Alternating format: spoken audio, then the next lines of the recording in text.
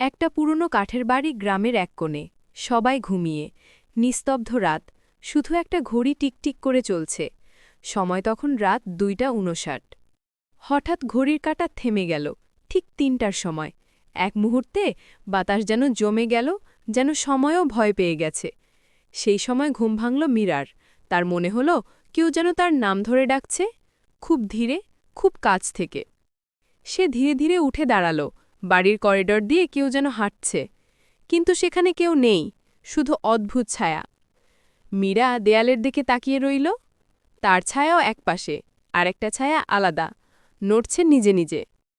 সে আয়নার সামনে দাঁড়াল, কিন্তু আয়নায় নিজের মুখটা নেই, শুধু একটা ফাঁকা প্রতিছবি, যেন কারো জায়গা খালি পড়ে আছে।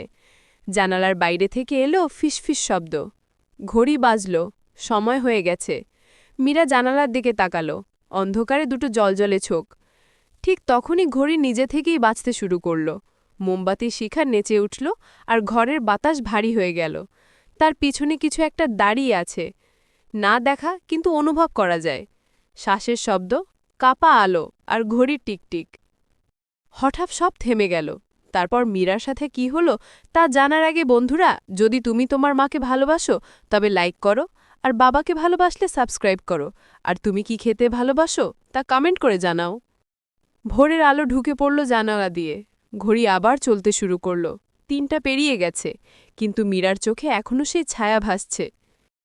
আমরা এই গল্প থেকে শিখতে পারি, সময়ের প্রতিটা মুহূর্তেও কিছু না কিছু লুকিয়ে রাখে। সব ঘড়ি সময় বলে না, কিছু ঘড়ি বলে ভয়।